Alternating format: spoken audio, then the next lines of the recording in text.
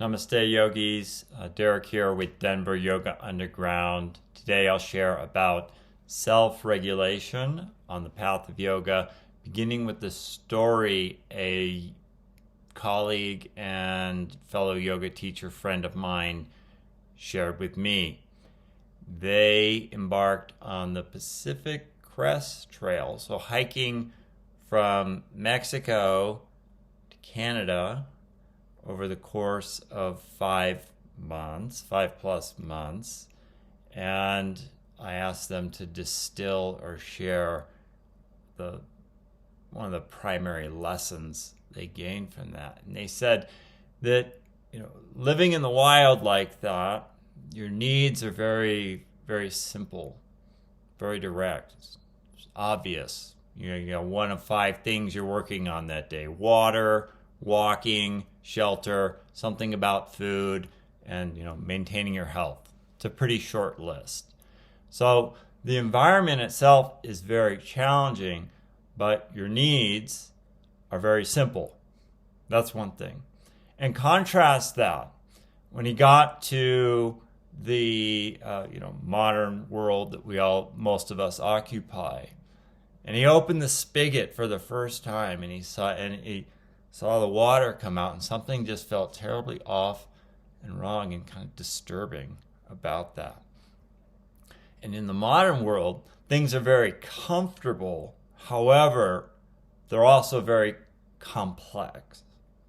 We have layers and layers and layers and layers of innovation, exponentially more and more complicated. So the automobile requires a new set of tires, requires the perfect seat covers, requires auto insurance, requires a road, requires a traffic jam, you get the idea, right? For every one solution that we may come up with to make our life seemingly more comfortable, there's all these other perhaps unintended types of consequences or ramifications that go along with this particular convenience. Okay, now that may derail our connection to a sense of centeredness, or that kind of simplicity that my dear friend was sharing with me in his journey north, a long journey north. Now, in yoga, it's not so much about manipulating the outer environment to attain some level of satisfaction or comfort, but rather we work with the instruments of experience themselves, to regulate the instruments of experience themselves wherever we go. So whether you're hiking the Pacific Crest Trail, or picking up your daughter from school, or rolling into the office, or attending a yoga class, these instruments of experience are with you in all those cases. What are these instruments of experience? Well, it's a fairly extensive list of about 24 things, but here's the greatest hits ones that we can probably most viscerally relate to. Number 1, your senses. For any experience to happen, there needs to be senses. Number 2, your mind. In order for experience to occur, all that is processed, assimilated, layers of interpretation, history, memory, so forth, occur within your mind space. Number 3, cornerstone of experience is having a body. That's a pretty important one. And then somewhere woven in between your mind and your body is this thing called your breath, right? And so yoga notices the patterns that are conducive to a more integrated sense of experience as they express themselves in your breath, body, mind, and senses, and those patterns that are less conducive to an integrated experience, like indulging in your senses, for example, or thinking deleterious thoughts, or doing harmful things to your body. Obviously those things are conducive to a non-dharmic or a non-integrated type of experience. So yoga is, again, less about regulating the outer environment, though you certainly There's some prescriptions about that as well, living in a clean space, for example, or a sattvic environment. Those things certainly help.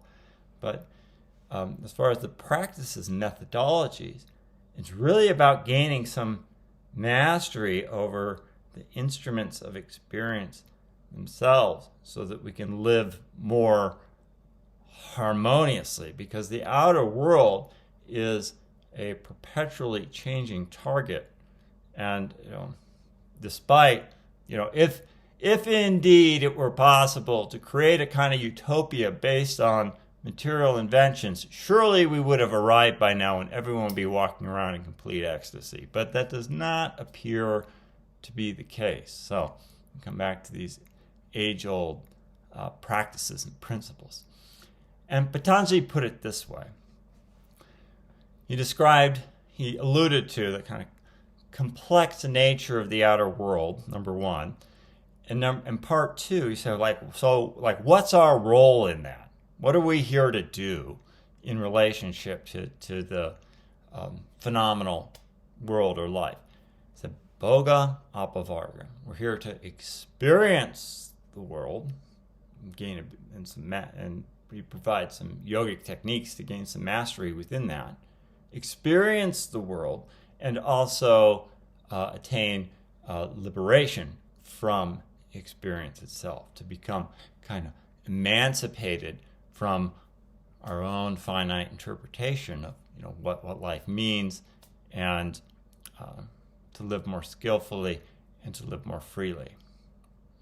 All right, peace. I wish you well on the path, and hopefully this will give you a bit of insight. You can apply this in your own practices, whether that's on the mat or off the mat, of just becoming more mindful of these elemental qualities, ingredients that go into this thing called experience, and living more skillfully. All right, peace once again.